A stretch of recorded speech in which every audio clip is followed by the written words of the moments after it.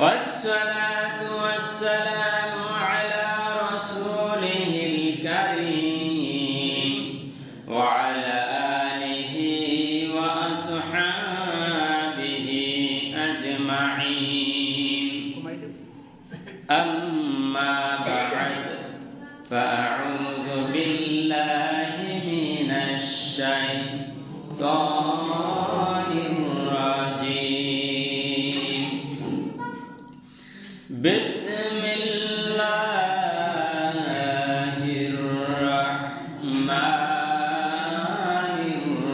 الرحيم وقضى ربك ألا تعبدوا إلا إياه وبالوالدين إحسانا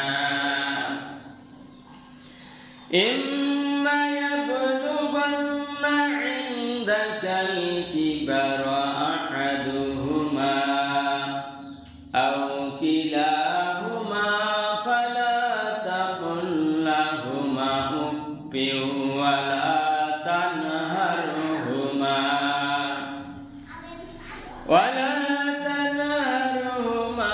وقل لهما قولا كريما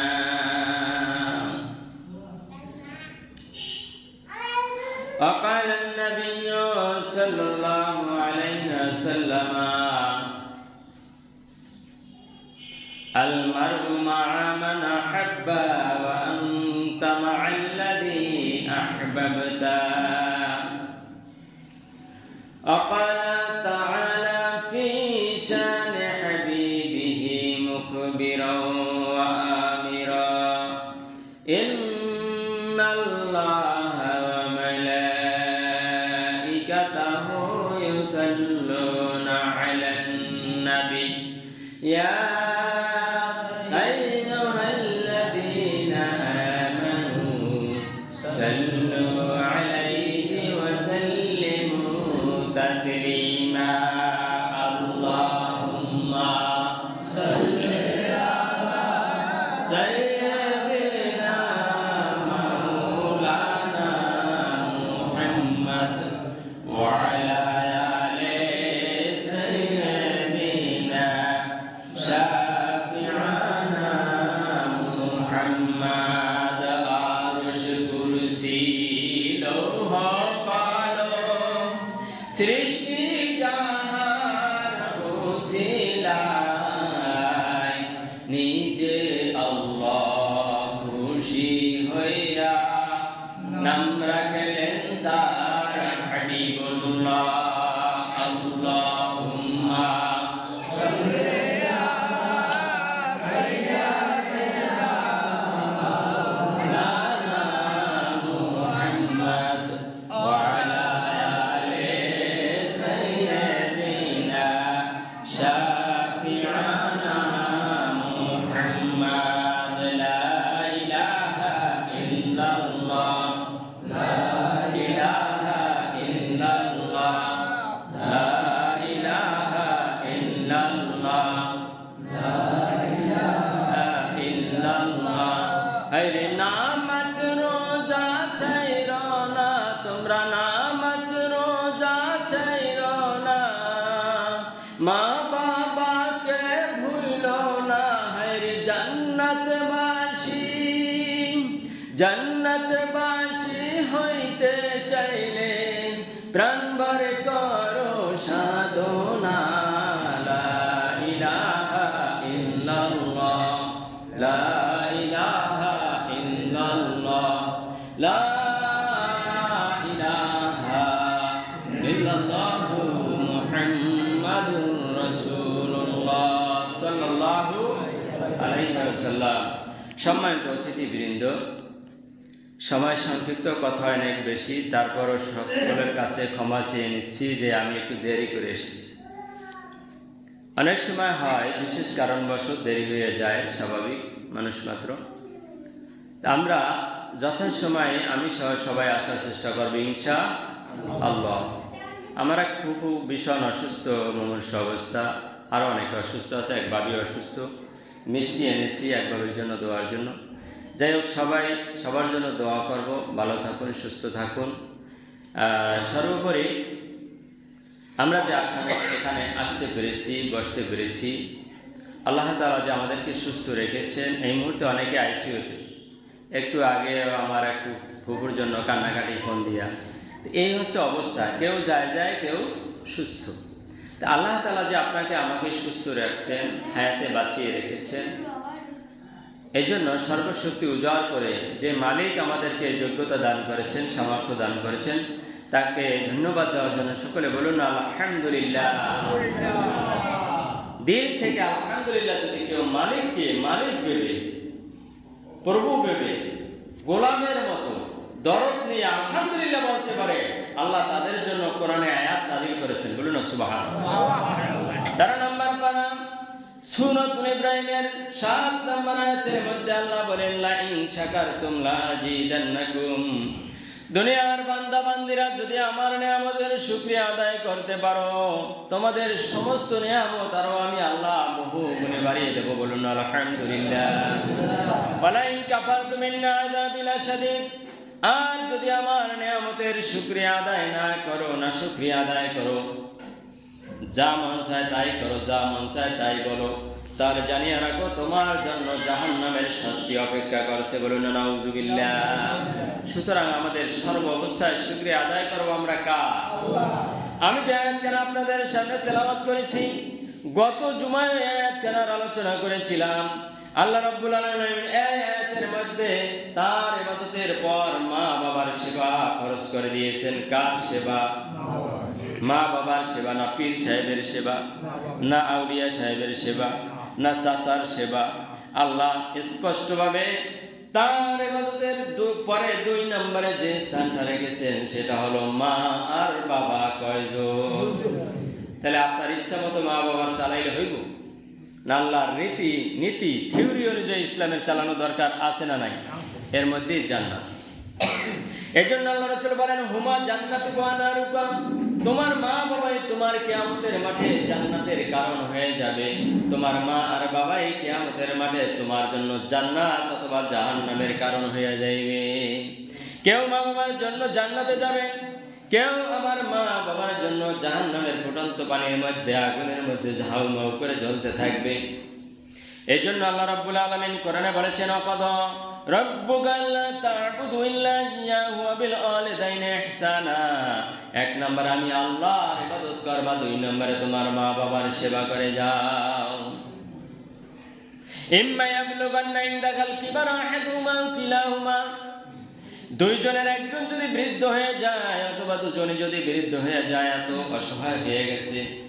আমার একটা সন্তান আছে, মাত্র 42 দিন 43 দিন বয়স, এত অসহায় যে বাথরুম প্রস্রাব করলেও নিজের তা নিজে সরাইতে পারে না। ঠিক না বেঠিক বলেন? শুধু কে এমন একটা দিন আপনারও ছিল কিনা, আমারও ছিল কিনা? সেদিন মা এগুলো পরিষ্কার করছে, বাবা সহযোগিতা করছে, কাপড় চোপড় কিনছে, ইনকাম করছে। ঠিক না বেঠিক বলেন? এর জন্য মা আর বাবাকে যেন ওইভাবে অসহায় যখন হয়ে যায়, বিছানায় পড়ে থাকে, প্রস্রাব করতে পারে না, বাথরুমে যাইতে পারে না, বিছানা বাইরে ফেলা, এমন মা বাবা আছে না নাই? আল্লাহ বলছে, এর মতো অবস্থায় যদি কোনোদিন মা আর বাবা আসে, সেদিন বলতে পারবা না, যেহেতু তোমার হক আদায় করা লাগবে ছোটবেলায় যেভাবে আদায় করছে। ঠিক না বেঠিক বলেন? এই জন্য আল্লাহ ফরজ করছে। এমনিতেই মা বাবার সেবা ফরজ করেননি। এই জন্য আল্লাহ রাব্বুল আলামিন বলেন, ইম্মা ইয়াবলুগান্না ইনদাকাল কিবারা আহাদুহুমা আও কিলাহুমা ফালা তাকুল লাহুমা উফফিন। অথবা এই 2 জনের সামনে এমন ভাষায় কথা বলতে পারবা না যেমন ভাষায় কথা বললে মা আর বাবা দিল থেকে উফ শব্দটা ব্যবহার করে। উফ, আজকে বড় হয়েছিস, তোর চোখের দিকে তাকাইয়া তোর মুখে খাবার তুলে দিয়েছিলাম, তোর পরনের ময়লা আমরা পরিষ্কার করেছিলাম, এই বাবাটা বড় হয়ে মনে হয় আমাদের সেবা করবে। উফ, আজকে এই কথাটা আমাকে বললি, আজকে হাত ধরে আমাকে একটু উঠানে চেয়ারে বসাই দিতেও তুই সামর্থ্য রাজি হইলি না। আছে না নাই? তোর বাবার একটু নামাই বসা, থামো তো, আমার কাজ আছে। আছে না নাই? মার বাবা শব্দ ব্যবহার করে তখন, শুনুক আর কেউ না শুনুক, শুনে কে? আল্লাহ। এই জন্য বলছি ইম্মা ইয়াবলুগান্না ইনদাকাল কিবারা আহাদুহুমা আও কিলাহুমা ফালা তাকুল লাহুম উফফিউ। শব্দটা বের হয় এমন আওয়াজ করে তোর কথা বলা জায়েজ নাই। হারাম কার ঘোষণা? কার? আল্লাহ। ফালা তাকুল লাহুম উফফিউ ওয়ালা তানহারুমা। ও সন্তানেরা, গায়ে শক্তি হয়েছে, হাত দিতে জোর হয়েছে, হাতে জোর হয়েছে, চোখ লাল কইরা, গালের রগ মোটা কইরা তাদের সাথে ধমক দিয়াও কথা বলবা না, নিষেধকার।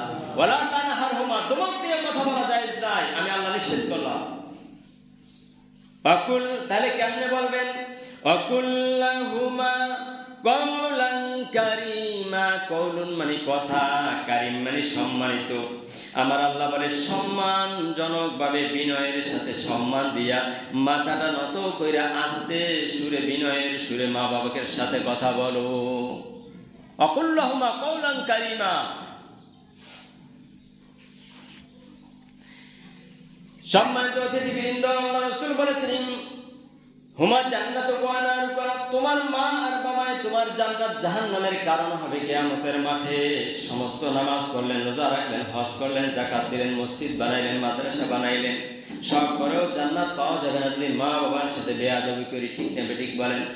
যারা বেয়াদবি করেছি মা বাবার জন্য দান সদকা করেন, বেশি বেশি ফরজ নামাজের পরে কান্নাকাটি করেন, কবরের পাশে যান দাঁড়ায়া কুল হুয়াল্লাহ সূরা একবার, আলহামদু সূরা একবার, কুল হুয়াল্লাহ সূরা 3 বার, একবার দুরূদ শরীফ পড়েন, হাত দুইটা জাগায়া আরশে আজিমের মালিককে ডাক দিয়ে বলেন, চোখের পানিটা ছেড়ে দিয়া ফজরের সময় যখন কেউ মানুষ থাকে না, গোপনে কবরের কাছে যাইয়ে দাঁড়ান, আল্লাহকে বলেন, আল্লাহ আমার মাকে এটা বকশিশ দিলাম, আমার বাবার জন্য এটা বকশিশ দিলাম, আমি অনেক বেয়াদবি করেছি মা বাবার সাথে, আল্লাহর উসিলায় তুমি আমারে মাফ করো। মাফ করবেন কে?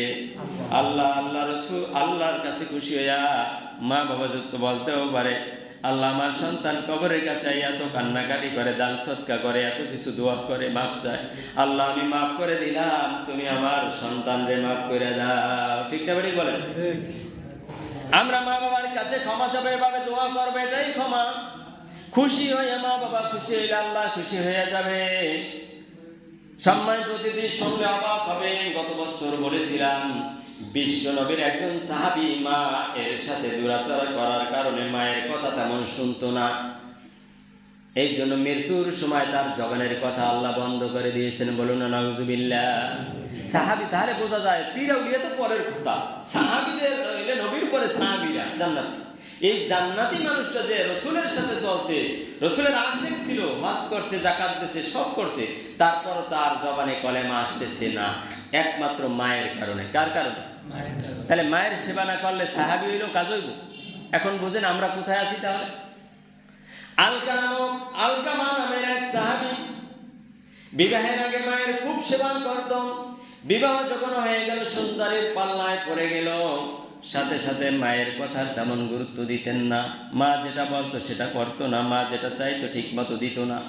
মায়ের দিল বলা ছিল কষ্ট, স্ত্রী বলার আগে সব প্রস্তুত রাখতো। এরকম সুসন্তান এখনো আছে না নাই? কথা গান আছে? তাহলে এই হাদিস কিয়ামত পর্যন্ত চলবে কিনা বলেন? আলকামা তার মায়ের কথা তেমন শুনতো না, মায়ের কষ্ট পাইতো মা, কিন্তু সমস্ত ইবাদত বন্দেগী আমল সব ঠিক ছিল আলকামার। আলকামার যখন মরণের সময় এসে গেল, আলকামার মৃত্যুর মুখে শয্যায়, তো 3 দিন ধরে আলকামা অসুস্থ, একবারে চোখ লাল হয়ে যায়, ভরে চোখ, হাত উড়ে যায়, মরার আগে তো মস্ত হাই যায়, হাত পা ছিল্লে দেয়, কিন্তু রুহু যায় না। কথা বলে রুহু যাচ্ছে না। এমন সময় আলকামা মৃত্যুর শয্যায় চিল্লা পাল্লা করছে। বিশ্বনবী বলতেন, লাকিনু মাউতাকুম লা ইলাহা ইল্লাল্লাহু মুহাম্মাদুর রাসূলুল্লাহ। যখন কোনো মানুষের মৃত্যুকাল এসে যায়, তোমরা কানের কাছে যাই পড়তে থাকো, লা ইলাহা ইল্লাল্লাহু মুহাম্মাদুর রাসূলুল্লাহ সাল্লাল্লাহু আলাইহি সাল্লাম। কারণ মৃত্যুতে কষ্ট আছে, ওই সময় কলেমা ভুলে যায় মানুষ, মৃত্যুতে এত কষ্ট, মানুষ কলেমার কথা ভুলে যায়, যেন বারবার তার সামনে কলেমা পড়তে বলছে বিশ্ব নবী। কারণ মান ক্বালা লা ইলাহা ইল্লাল্লাহ ফাদাখালাল জান্নাহ, ইন্তেকালের সময় যার জবানে কলেমা জারি হয়ে যাবে, আল্লাহ রাসূল বলে ও জান্নাতে চলে যাবে। সুবহানাল্লাহ। তাহলে এই জন্য কলেমা পড়া লাগে, কিন্তু আপনার বলা যাবে না, আল্লাহ রাসূল নিষেধ করছে যে আপনি বলবেন না বারবার যে কলেমা পড় কলেমা পড়। এটা বললেও কষ্টের ছাড়া বলতে পারে, কলেমা দিয়ে কি করবো, এটা বলার অবস্থা খারাপ, ঠিক না বলে। কারণ কষ্টে আছে, ইন্তেকালের সময় রূহ যায় আর আয়, তখন আপনার কানে যেন যায় এমন ভাবে ওর সামনে পাশে বসে কোরআন তেলাওয়াত সূরা ইয়াসিন পড়েন, আর কেউ কলেমার তালকিন দেন। রাসূল বলেছেন লা ইলাহা ইল্লাল্লাহ লা ইলাহা ইল্লাল্লাহ, যাতে তার হুশে আসে যে এটা পড়া লাগে। এজন্য তাকে শোনায় শোনায় পড়তে বলেছেন নবীজি, লা ইলাহা ইল্লাল্লাহ মুহাম্মাদুর রাসূলুল্লাহ, পুরো কলেমাটা পড়বেন। বা কেউ পড়তে পারেন লা ইলাহা ইল্লাল্লাহ, যাতে তার এইটা স্মৃতিতে আসে। কিন্তু তাকে বাধ্য করা যাবে না, পড়ো পড়ো এরকম বলা যায় না। মনে থাকবে আপনাদের? মনে থাকবে তো? মা বোনদেরকেও শিখাবেন। অনেকে বলে পড়ো পড়ো, না এটা বলা যাবে না, সে কষ্টের ঠেলায় নাও পড়তে পারে। তা আলকামা কলেমা পড়ার জন্য চেষ্টা করছে, পারে না। বিশ্বনবী দুইজন সাহাবী পাঠাইয়া দিল, যাও আমার কলিজার টুকরা সাহাবী আলকামারে কলেমা পড়াইয়া আসো। একজনের নাম ছিল সুহাইল, আর একজন ছিল বেলাল। সাইয়েদেনা সবাই যার নাম জানেন, ঠিক না বেরি বলেন। দুইজন সাহাবীকে পাঠাইল, সুহাইল আর বেলালকে, যাও আমার কলিজার টুকরা আলকামার ইন্তেকালের সময় একটু কলেমা পড়াইয়া আসো। তারা কাছে যেয়ে পড়তে লাগলো, লা ইলাহা ইল্লাল্লাহু মুহাম্মাদুর রাসূলুল্লাহ। কিন্তু আলকামার জবান থেকে কিছু পড়তে পারতেছে না, মুখে বাইরে যায় সব। বিশ্বনবীকে খবর দেওয়া হলো, ইয়া রাসূলুল্লাহ ইয়া হাবিবাল্লাহ, আপনার সাহাবী আলকামা কলেমা পড়তে পারছে না, জবানে সব জড় হয়ে যায়, বাইরে যায়, কথা বলতে পারে না। নবীজি আসলেন, তার স্ত্রীকে ডাকানো, সাহাবীর স্ত্রী আলকামার স্ত্রী, তোমার স্বামী কি কি কাজ করেছে বলো। বলছে সব ভালো কাজ করেছে, সে ভালোওয়ালা মানুষ, নামাজ পড়ছে, রোজা রাখছে, আপনার সাথে চলছে, তাহাজ্জুদ করছে, সব করছে ইয়া রাসূলুল্লাহ। বলল তাহলে তুমি সরে যাও। ও আলকামার মা বাবা বেঁচে আছে, বলল মা বেঁচে আছে, বলল মাকে আমার কাছে পাঠাও। মা পর্দার কিনারায় আসলেন। আলকামা মায়ের কাছে জিজ্ঞেস করলো, রাসূল পাক সাল্লাল্লাহু আলাইহি ওয়াসাল্লাম সালাম দিয়া, ও বুড়িমা আগে বলো তোমার আলকামা দুনিয়ায় বসে কেমন আমল করতো। বলছে আলকামা খুব ভালো লোক ছিল, ভালো আমল করছে, রাত দিন নামাজ, রোজা, তাহাজ্জুদ, কোরআন তেলাওয়াত সব করছে। তা রাসূলকে বলছে সব করছে। এবার আল্লাহ রাসূল বলল, তাহলে কি করছে বলো, তোমার সাথে কেমন আচরণ করছে এটা বলো। আলকামার মৃত্যুর সময় এই অবস্থা হবে কেন? আমি বিশ্ব নবী, আখিরি নবী মুহাম্মদুর রাসূলুল্লাহ, আল্লাহর দোস্ত হাবিব হওয়ার পরও তিনবার আলকামার জন্য আমি দোয়া করেছি আর কলেমা পড়ানোর চেষ্টা করেছি। আমি রাসূল যেখানে দোয়া করব কবুল নাকি বেকবুল? তারপর কবুল হচ্ছে না। বুড়িমা তুমি আগে বলো তোমার আলকামা কি করছে তোমার সাথে আচরণ। তিনবার আমি দোয়া করছি, দোয়া কবুল হয় না, কোনো উত্তর আসতেছে না। এবারে সাথে সাথে বুড়িমা চোখ থেকে দা করে চোখের পানি ছেড়ে দিয়ে বললে, ইয়া রাসূলুল্লাহ ইয়া হাবিবাল্লাহ, এমন এক পয়েন্টে আঘাত দিয়েছিলেন ইন্তেকালের সময় আমি বলতে চাইছিলাম না। আমার সন্তান সব দিক থেকে ভালো ছিল, কিন্তু বিবাহের পরে আমার খোঁজ খবর তেমন রাখে না, আমি কোনো ভালো কথা বললেও শুনে না, সব কথা স্ত্রীর কথা মতো চলে। এতটুকু আমার কলিজায় আঘাত, এতটুকু কষ্ট। আমার মনে হয় এই জন্য আলকামার এই অবস্থা। সাথে সাথে বললো, বুড়িমা মাফ করে দাও।